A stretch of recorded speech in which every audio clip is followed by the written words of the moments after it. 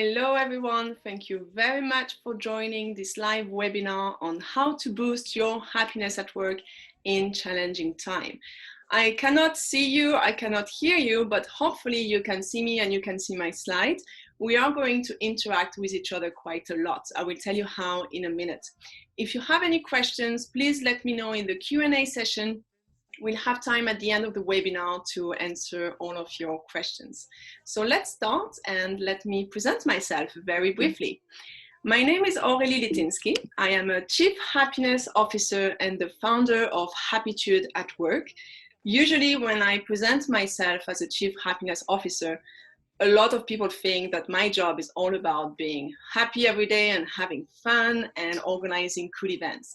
Or they even think that the topic of happiness at work, it's a trendy topic and in fact no one really cares. Well, that's not really correct. It's not what I do the whole day, and the topic of happiness at work is definitely serious. This is thanks to the positive psychology. We are going to speak about it in a minute. But I think we can all relate that when we have bad days, the way we work is completely different than when we feel good at work. And we don't always realize it, but our behaviors at work, the way we communicate, the way we lead, can have a strong impact on other people, on their motivation, on their performance, on their motivation, but as well on their personal life. And I could definitely see it with myself. Along the year, like most of us, I guess, I had different kind of frustrations and at different level. And at one point, I had to take action. I couldn't handle these frustrations anymore.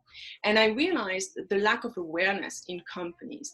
Because let's be honest, we have the tendency to complain or to speak about what's not working or speak about the bad numbers we achieved, but we are not really used to speak about what we just achieved all together or what makes us feel good in the workplace. We are not used to speak about the positive aspects of the workplace. And this is why at the beginning I want you to take action. I want you to learn more about the topic of happiness at work. So I learned from top experts on the topic of science behind happiness, positive psychology, and I became a Chief Happiness Officer 3 years ago to be able to turn this frustration and negativity into more positivity and happiness, but as well to help the teams to implement a strategy where your team's happiness is part of your team's culture and not just an exception. Because I think being happy at work shouldn't be an exception, it should be a norm.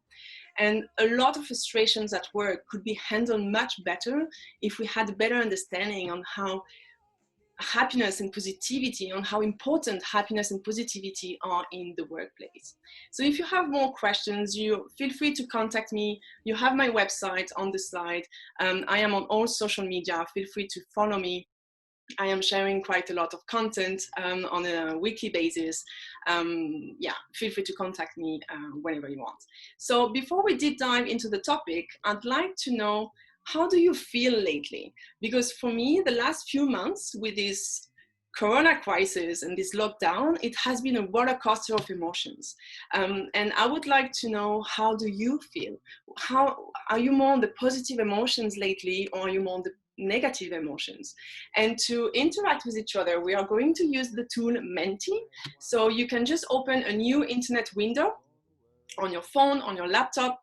You write menti.com, MENTI.com, and you should see the code on my slide. It's 71 72 36, 71 72 36. And then you should be able to see my slide. Give me just a minute. Oops, sorry. Here you go. So share with us, how do you feel lately?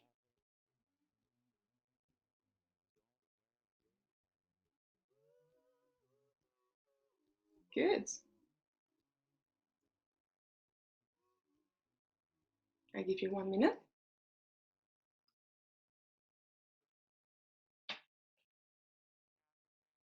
So I can see that it's a roller coaster of emotions as well for most of you.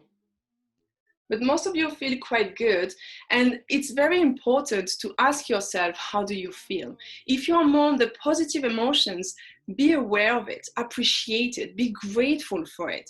If you're more on the negative emotions, it's very important as well to acknowledge it, because Pay attention not to fall into a negative cycle. And when we acknowledge our difficult feelings, we get through them with less intensity.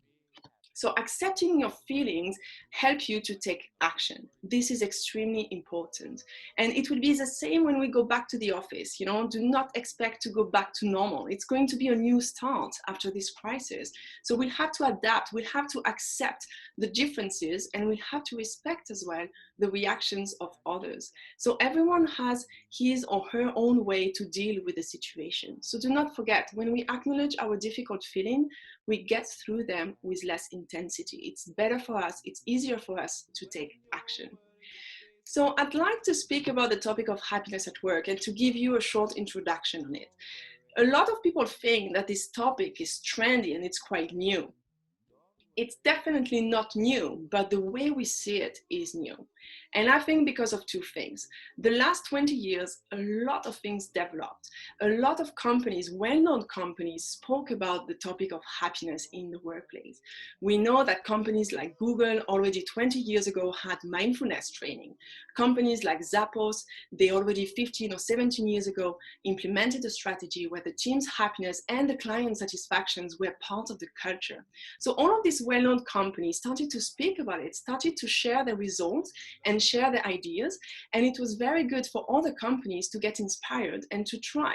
So now we know through these 20 years that companies proved that happiness at work drives to more engagement, drives to more well-being, motivation, and customer satisfaction. The second thing why we speak a lot about the topic of happiness at work is because of the positive psychology. The positive psychology developed quite a lot in the last 20 years. We understand now much better through the science and through experiments what do we need to be happier in the workplace and what is the correlation between happiness and performance. So this is quite clear that it's not new, but again, the way we see it is new. And usually when I work with companies and I implement a strategy of happiness at work, I have my 4-step strategy. The first step is bringing more awareness. We need to understand the impact of our happiness in the workplace. The second step is to analyze the situation, measuring your team's happiness, paying attention to a few things to see if we are more on the positive emotions or more on the negative emotions. The third step is to take action. We need to understand what do we need to do to boost happiness in the workplace. And the fourth step, very important, is to follow up for sustainability. If we do not follow up, we won't have an impact in the long term. So today, during this webinar, we are going to bring more awareness on this topic to understand the impact. And we are going to reflect as well on what to do in order to take action to boost happiness. So do not forget this four-step strategy. Happiness has an impact on employees. Happier employees work better. A lot of studies show that companies with happy employees get better results. Happier employees are more productive, they are innovative, they are motivated, they are focused on quality, they are less stressed, they are less sick, they are more creative. A lot of studies can prove it. A study from the Harvard University proved that with the positive emotions, we are much more creative. Another study from Andrew Oswald proved that with positive emotions, we are much more productive. They created positive emotions in a group of people, and then they gave them creative tasks, and they could see that the people who had positive emotions just before doing the task, they were much more creative. The same thing with productivity. So the link is here, and you can analyze it for yourself as well, for your own team. You know, are you at the moment not creative, or do you feel that your team is not engaged, not motivated, or they are often sick? All of that might be a sign that you need to pay attention to. So happiness has an impact on the employees. Happiness has an impact as well on the company. Happiness is good for the business. If employees are engaged and motivated and happy, this has an impact as well on the whole team, on the whole company. So the innovation will raise, the productivity, the performance. We are going to retain the talents. We are going to minimize some costs as well, related to the training costs, related to the cost of sick days. The people turnover will reduce as well. So happiness is definitely good for business. So the link between our emotions, our happiness, and the link between our potential and the performance of the team is proven by many studies. But usually when companies realize that, yes, they need to take care about their team's happiness, what do? They are focusing on things like salary, bonuses, promotion, a cool office space, or some benefits, some perks like, you know, access to the gym and free food and all of the cool things you can find in a company. Of course, that's great. We need that, yeah? But this will have an impact on our happiness in the short term, not really in the long term. So we need that to be fair, because if it's not fair, it's going to make us frustrated, yeah? So it's unhappy when it's not fair, but it just makes us satisfied when it's fair.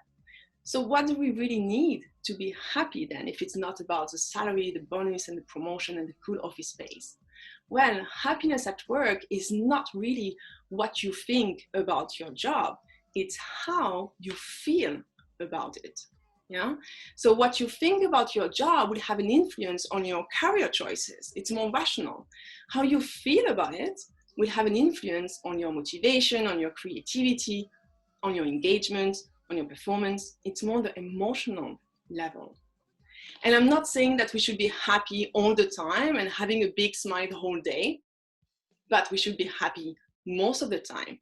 We should have more positive emotions than negative emotions through the day, through the week.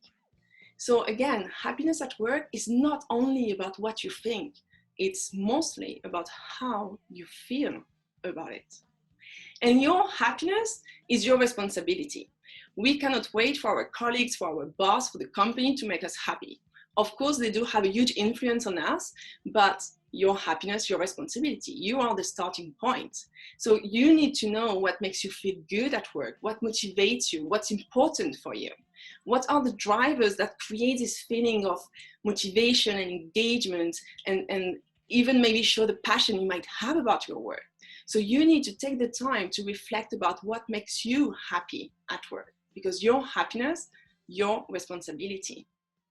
And I would like to interact again with you and to know what made you happy during this challenging time, during the last few months. We said it, it was a roller coaster of emotions, and we spoke a lot about the negative part of this crazy situation we have been going through the last few months, but most of us realize as well positive things about it.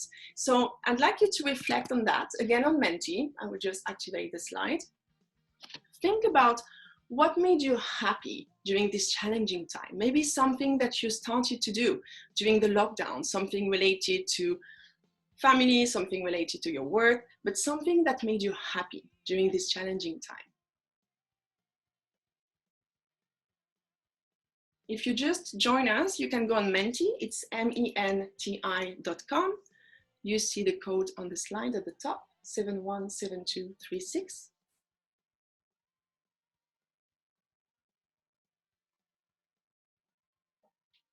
So we can see, you should see the results as well on my slide. We can see that a lot of you had more time related to your family, have a lunch with a partner, long walks and learning and reading. So a lot of time for yourself as well. This made you quite happy, doing some sport.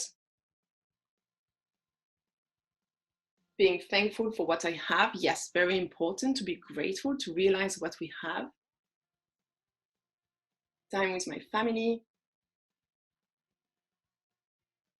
No commuting.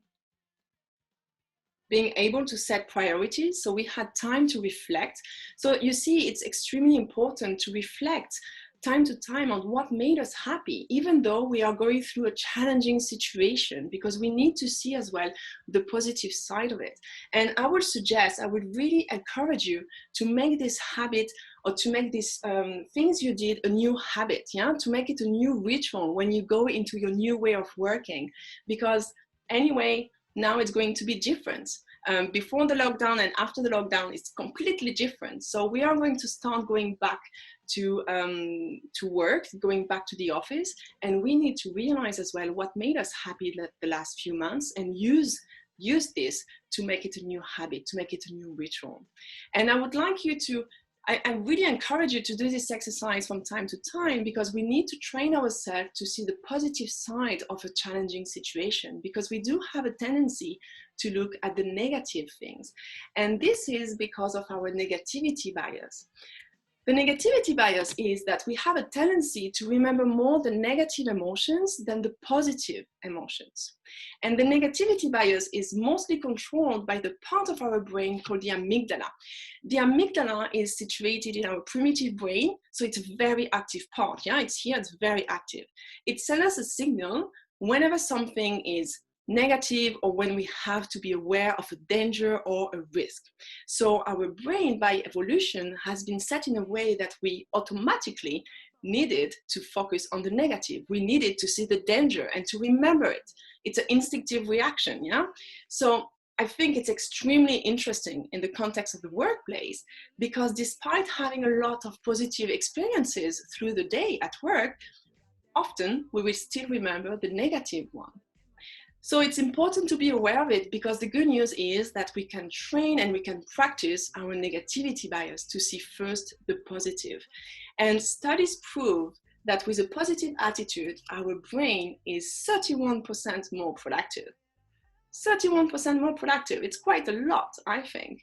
So if you think first positive, your head is clear. You are more focused, you are more creative, you have more energy, and you are happier and more successful.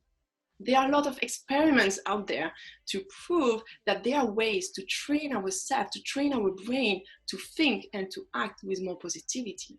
And I'd like to give you an idea on how to boost positivity at work. One of my best ways to do it is to reflect on the highlights of the day. When I reflect on the highlights of the day, I do that every day. Before I close my laptop, I just try to zoom in into my day and to think about, even though it was a challenging day, but to think about what made me happy, what made me smile, something small, you know.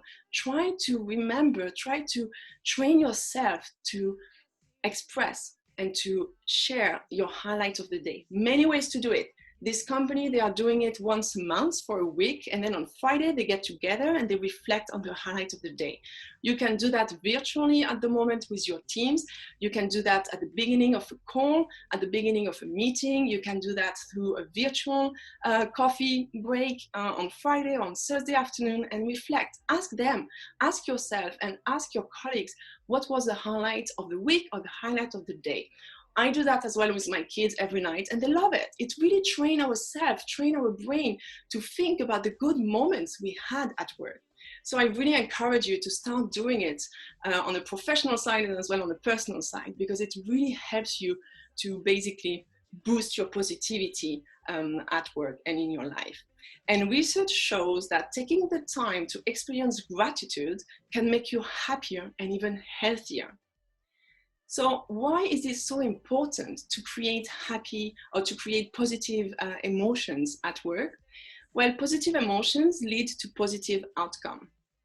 Your emotional state is not only about how you feel, but is as well about how you perform, about your health, your ability to work with other people.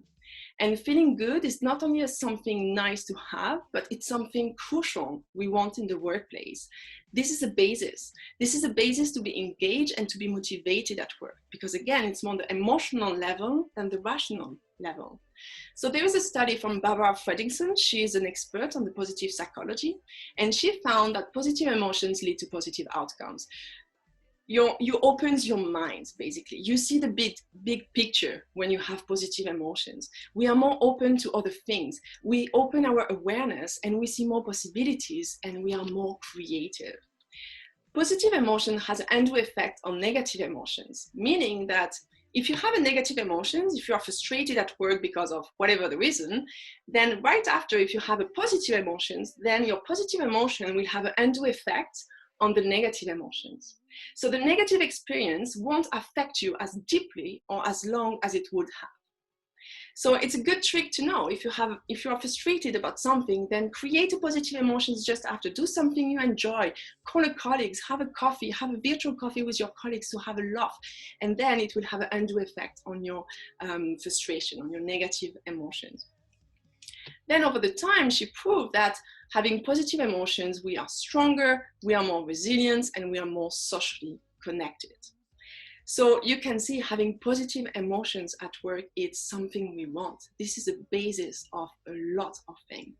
And I would like you to reflect again and to interact with me again on Menti and try to focus on what worked well with your colleagues the last few months. Because during this current situation, we learned a lot about ourselves, we learned a lot about the way we reacted, and we found innovative solutions, I would say. And we didn't expect a few things to work so well at the beginning of the lockdown. So now we have 3-4 months to reflect on that, and we could definitely see what worked well with our colleagues. So I'd like you to reflect with me on that, and if you could just write 1 or 2 words, and we'll see what worked well with your colleagues.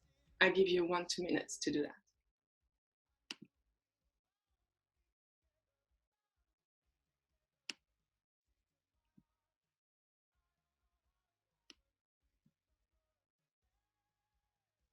Having informal chats, collaboration, trust. We didn't expect all of that at the beginning of the lockdown, or we had doubts, I would say. Trust, it's something that is coming back.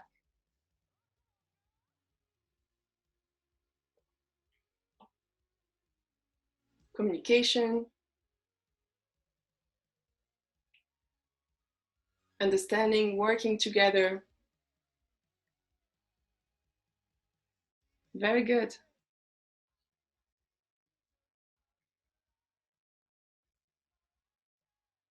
Listening. So most of you replied communication, trust, listening, collaboration, all of these words. I mean, I am sure you didn't really expect that at the beginning of the lockdown. And it's so important to reflect on our learnings, because now we can take action when we start to go back to the office, yeah? When we start to have a new ritual at work. And I would like you as well to reflect on basically, what did you miss the most? So I would like you to think, what did you miss the most the last few months? Reflect on that. I will just open the slide. Yeah, here you go. And write it down as well. Take a minute to think, what did you miss the most working from home? Because most of us worked from home the last few months. We are just starting now to come back to the office. Personal contact for sure. Hugs, yes, me too. Face to face.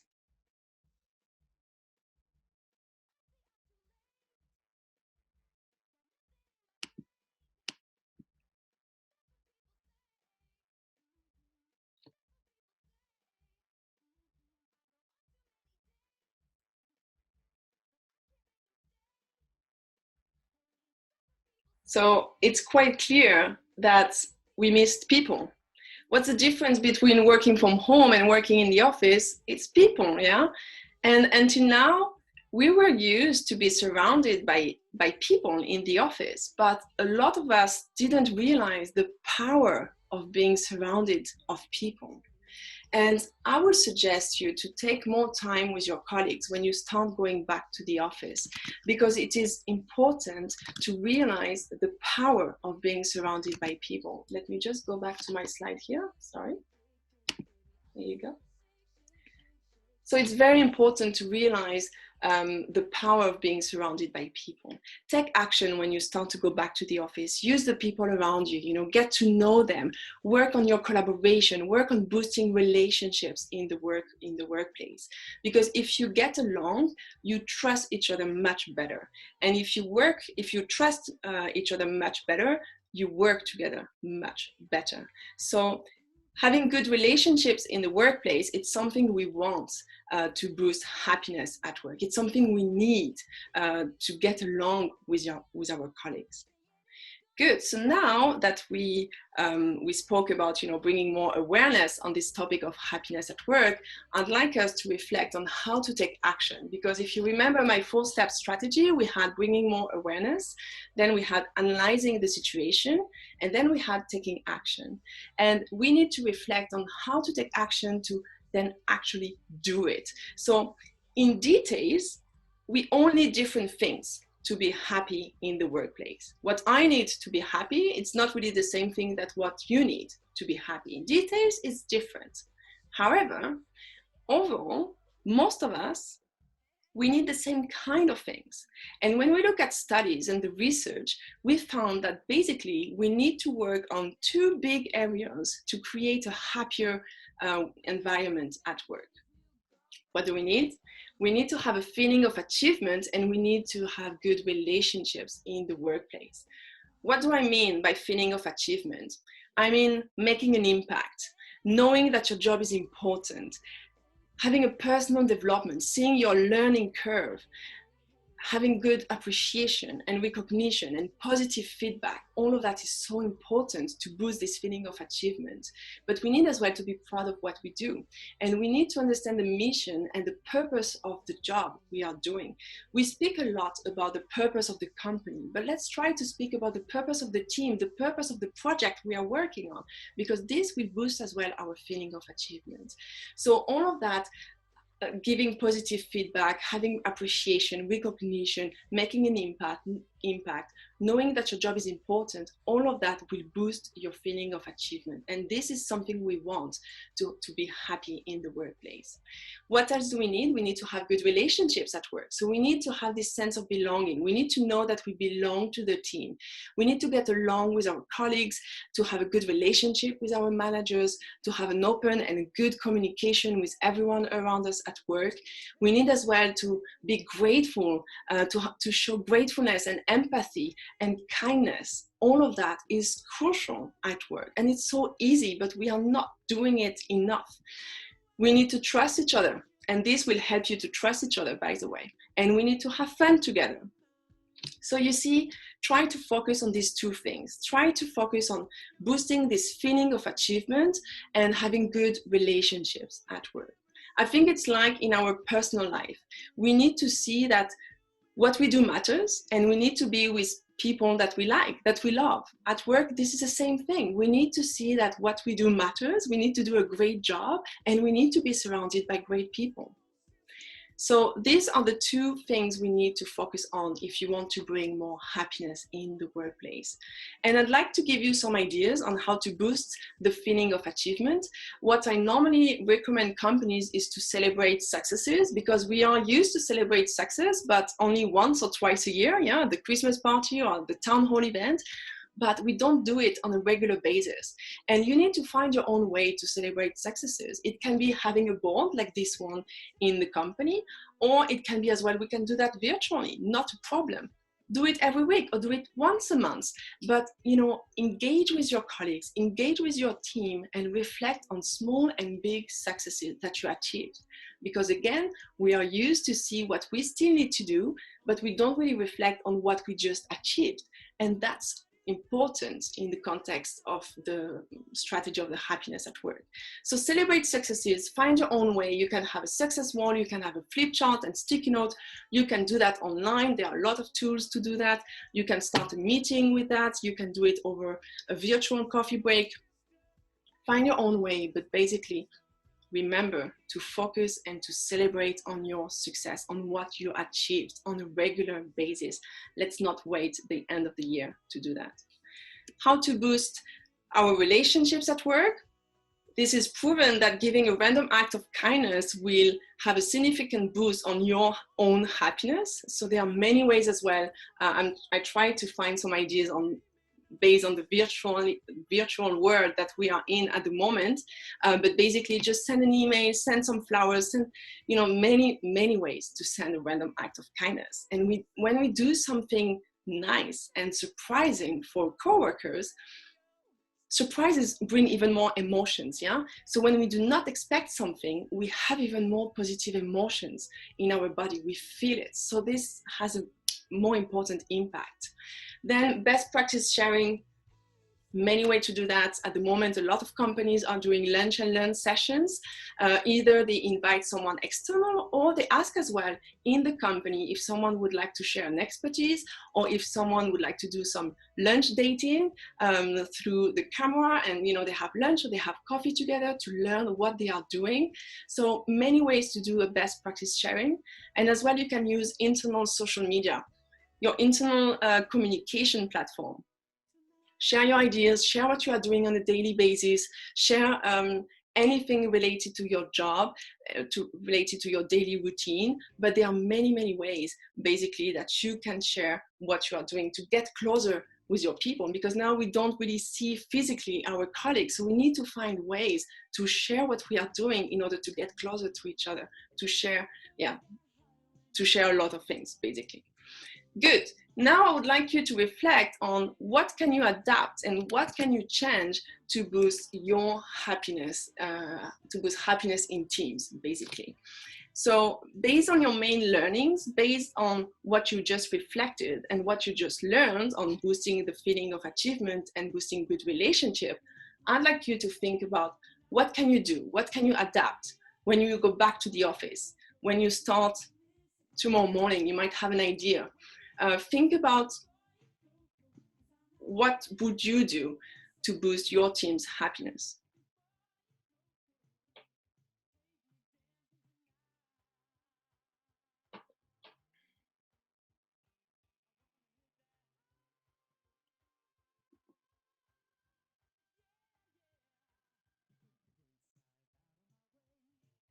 Team lunch, showing gratitude, creating an achievement list, celebrate peaks, Aperos, give positive feedback.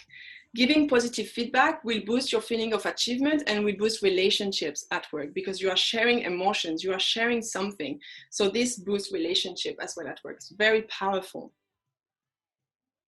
Smile more to my colleagues. So easy, and a lot of us are still not doing it. So yes, this is definitely something we want in the workplace. Having a success wall, definitely. And I encourage you to see as well the answers of other participants, because we have more than 50, we have almost 60 people here at this webinar. So get inspired, take the idea of other and try to do it. Something might work for a team and something might not work for a team, but try it. It's emotional, so you need to try, and if it's not working, try again, try something else.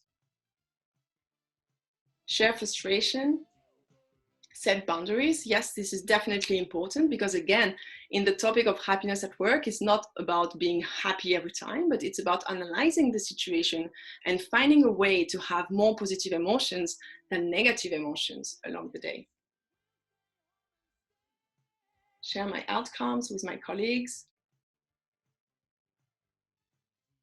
Having lunch. A lot of companies are doing it now. I was speaking with one of the company, and they implemented like a kind of a wall, and they just applied to have a lunch with someone they don't know. And they just say, I'm working in a marketing department, I'm doing that. If you want to get to know me, if you want to get to know what I'm doing on my daily basis, let's have a lunch or let's have a coffee together. And this is a great way, I think, to boost relationships, because we need to create this relationship in the workplace. Good, a lot of great ideas.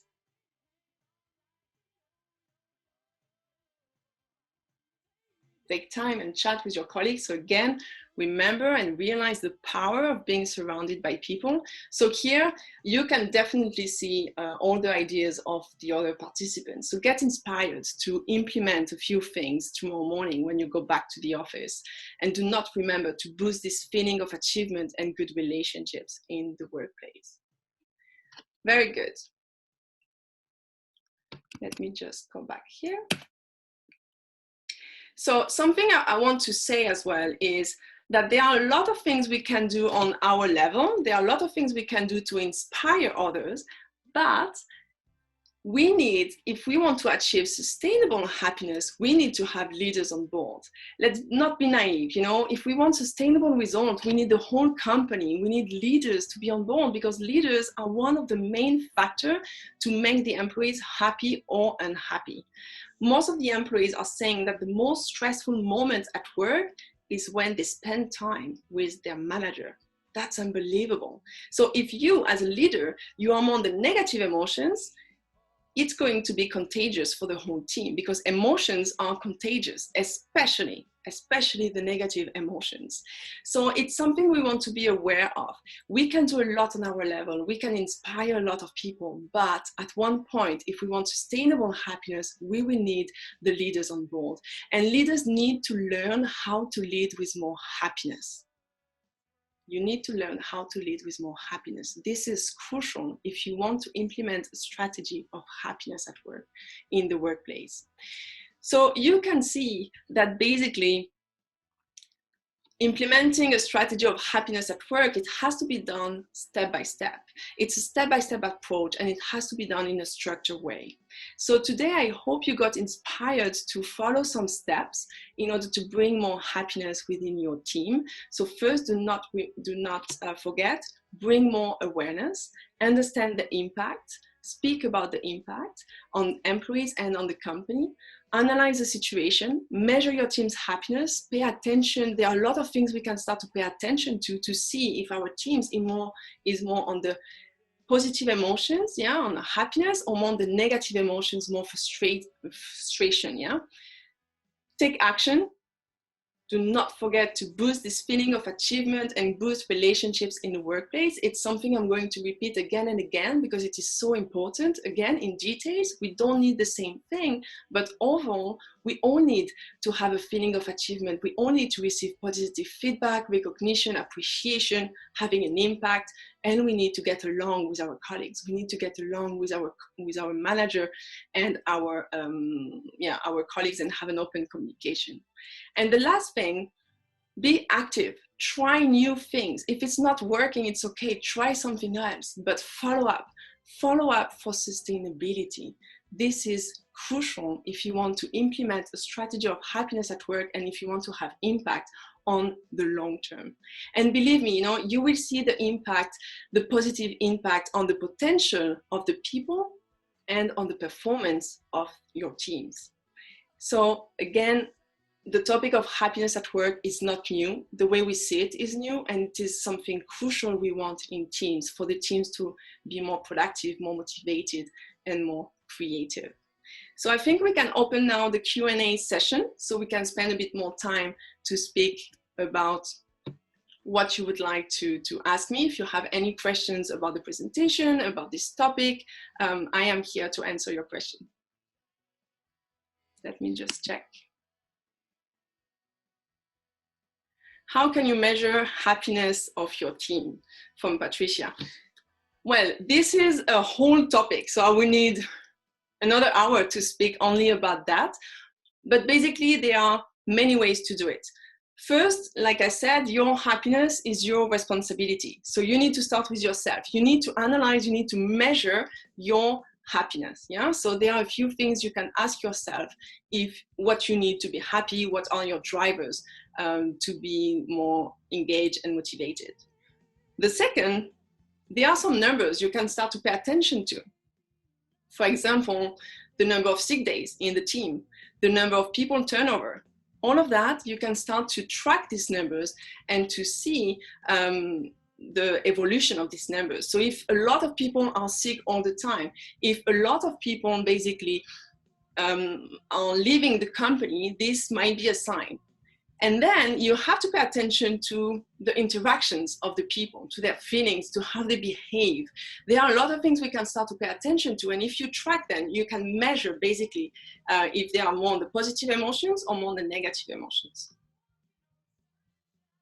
I hope I answered your question, Patricia. Let me have a look to the other questions.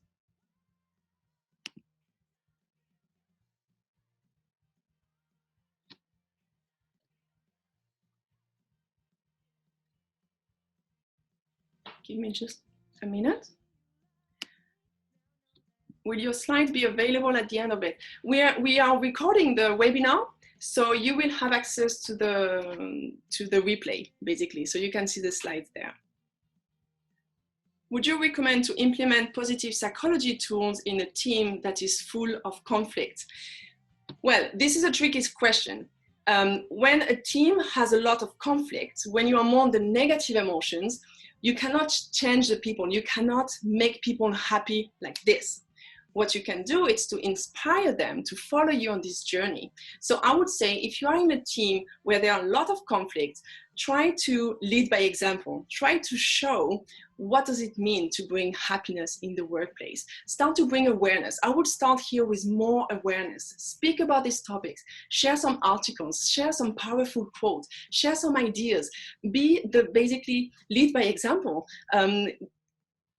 Implement some ideas, like you can implement success board, you can implement a few things, give some thank you cards. There are a lot of things we can do to boost positive emotions, but I will start there. I will start by bringing awareness so they are inspired by what you do, basically. I will start, I will start there. I see a lot of similarities. I see a lot of similarities between happiness at work and the topic of employees' engagement. Do you agree? Yes, for sure, because employees are engaged when they are happy. There are a lot of studies to prove that. So these two topics are definitely similar. For me, it starts with happiness. Because, you know, there are a lot of people who are telling me, in my company, we do not speak about happiness at work, we speak about team engagement. Yes, but you might have some employees, they are very engaged, but they might not be happy. And this is called burnout at the end. So at the beginning, you know, they might be happy and engaged, but over the time, if they are super stressed, if you know, you cannot just keep up like this on a high level. So we have to pay attention here, because it doesn't mean if you are engaged, like super engaged, it doesn't mean that you are necessarily happy. So we have to see the big picture here. But most of the time it starts with happiness, and when you feel happy, then you are more engaged, then you are more motivated to do the job. What do I do if my manager do not support when I am on my own? What are great methods for individual? Again, show the example. Start with yourself. So I would say, if you are more on the negative loop at the moment, and if you feel a bit down, try to reflect on the highlight of the day. Every day, I give you an exercise. Every day for a week, start with a week. From Monday to Friday, every day when you switch off your laptop at the end of the day, reflect on your highlights, reflect on the things that went well, reflect on the things that made you happy, and then start to share that with your colleagues, with your manager, and maybe he's going to be inspired. But again, we cannot make someone happy. It doesn't happen like this. You can inspire them, you can show them the way, but the starting point, it's yourself, it's themselves. So it's tricky to make someone happy. You can just show the way. So start with yourself.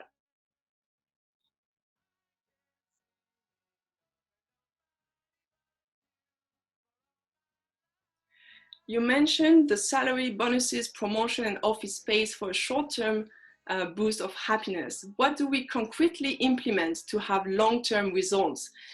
Well, I think I spoke about it during the webinar, but if you are focusing on your feeling of achievement, and if you are focusing on fostering good relationships in the workplace, this is when you are going to have a long-term result. But again, it's not about just giving a positive feedback once in a while. It's having a culture of feedback. It's having a culture where everyone is feeling safe to show their appreciation, recognition, to see that, you know, to have an open communication. It's about creating a safe environment for everyone to feel free to be happy in the workplace. This is the only way you can make it sustainable. It's not about just having a success wall just one times in a month because you just had a webinar on happiness at work. It's just, you know, having it on a regular basis.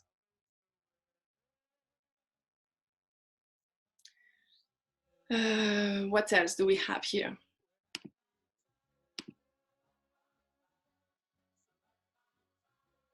We have a lot of questions, so give me just a minute to see.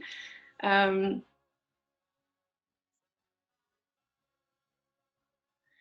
do you convince top management in a time of cut downs and survival mode to invest in happiness at work? Yes, it's a very good question. You know, Implementing happiness at work do not cost a lot of money. I mean, you can do it for free. If you are motivated enough to bring ideas, to bring this topic on the table, it's for free. You don't need to necessarily, have a big budget for that. You can definitely start with yourself, and again, leading by example. So if the team is in a survival mode, if the team it's, how should I say that? Yeah, the team has some challenging situation at the moment.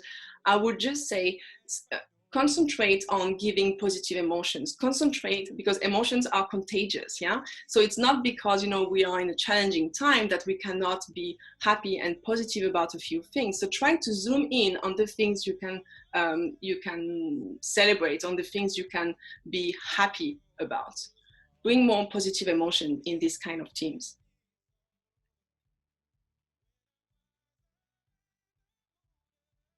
How can I learn even more about happiness at work and learn how to start implementing strategies? Well, contact me. I will teach you how. I am giving a course end of August about that, on how to implement strategy in companies. So you can have a look on my website. But otherwise, there are a lot of tools out there to learn more on this topic, because again, it's not a new topic, but this topic is quite booming at the moment. So you can always contact me and I send you quite a lot of information, or you can just attend my course and have a look on my website. Thank you for the great lecture. How do you convince top management in a time? Oh, this is the same question, sorry. How do you motivate your boss? Yeah, leaders need to learn how to lead with more happiness. And how do you convince them? Show them the impact. This is so important. Show them the impact on the employees and on the company. Bring more awareness on this topic, because again, this is something they need to understand. We need to bring much more awareness about this topic in companies.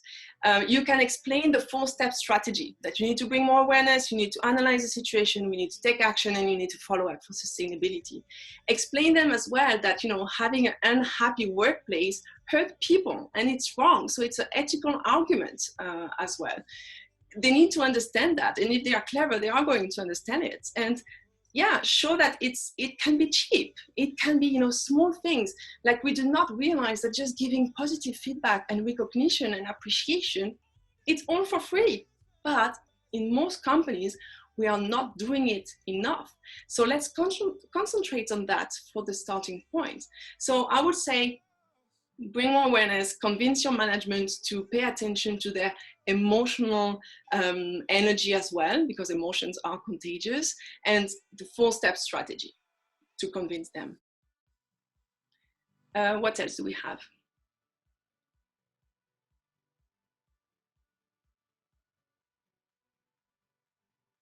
Is it important to understand what makes my colleagues happy? And do I need to be very empathic to be able to connect the dots?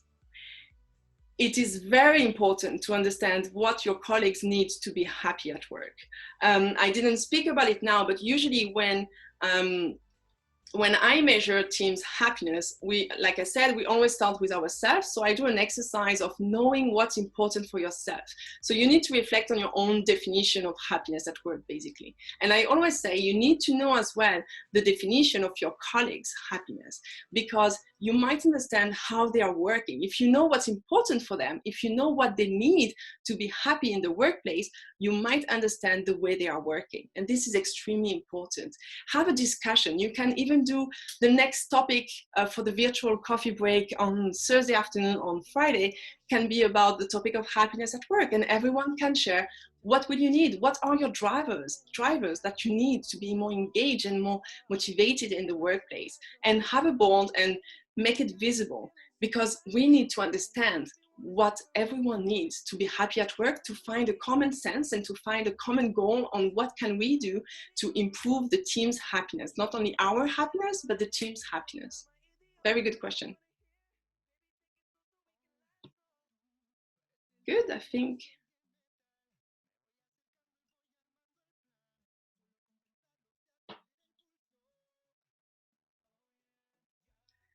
What may I do when I come to a new team to start best? So when you come to a new team, I would say analyze around, analyze and ask around. What have they been doing since the beginning? What kind of culture do they have? And see if the culture allows you to be in a safe environment to bring these important things like feeling of achievement and relationship at work. So when you are coming in a new team, open the discussion, get new information, get new idea, but as well you are new, so you can bring as well ideas, because it's what they need to have fresh ideas. So bring some good ideas about the topic of team engagement, team happiness, because this is so important. So bring new ideas and analyze around what kind of culture do they have. You need to understand the kind of culture you are in order to take action.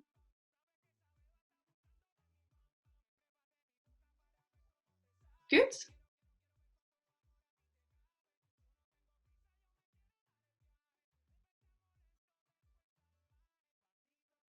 That's a good question.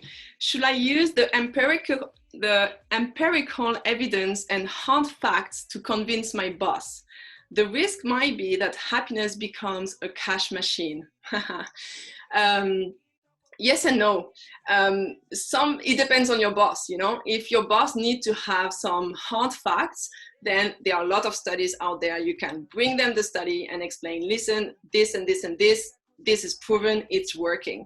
But I would say it's not enough. You need to bring the emotions on it. You need to include them. You need to get them on board, not only with the facts, but they need to feel included. They need to feel convinced that they are part of the strategy. And it's not only the leader are saying, yeah, you can do everything, I agree, but everyone needs to be on board. It's not working if only the employees are doing things about the happiness at work, or if only the leaders are doing things. It has to be from top down and up, down to up. It has to be everyone on board. So yes, it might be a good idea to bring hard facts, but for me, it's not enough.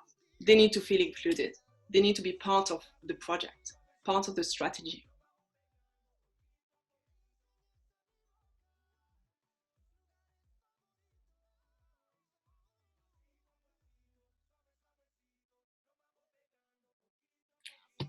Here we have some ideas from Elton.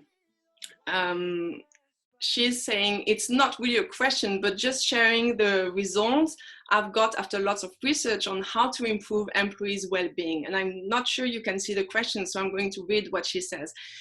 Show interest in your colleagues, definitely. Provide good working conditions. Yes, we need, like I said, we need to have a safe space. We need to have, we need things to be fair, because otherwise it makes us frustrated. Treat employees fairly and give them trust and recognition, for sure. Develop relationships between employees, create a great workplace, provide flexibility. Here I want to add, if you give enough flexibility, if you give enough autonomy or a certain kind of autonomy to your employees, they will feel responsible. And if they feel responsible, they feel happier. And if they are happier, they perform better. So do not forget this autonomy, responsibility, happiness, and performance. Keep your employees fit and healthy, definitely. And give employees more freedom, like I just said. Yes, so very good. Thank you for sharing. Good, I think I answered all of your questions. You can ask me more questions. I would like just to show you one more slide. Oopla, sorry. Give me just 1 second, sorry about that. You can still ask me your question. I'm going to stay here to answer them. But basically, I would like to thank XING, and you can go on their website, newwork.xing.ch, and you can complete a short survey to find out what type of profile you have, basically. If you are a leader, if you are a pioneer, if you are an idealist or a traditionalist, they have a very cool way to basically define what kind of profile we are at work. So I really encourage you to go on this website, newwork.xing.ch, and define your own profile at work. So I'm going to stay here for a few more minutes. If you want to ask me any questions, I am here for you. Otherwise, I thank you very much for the webinar. I hope you got inspired, and I hope to see you again another time.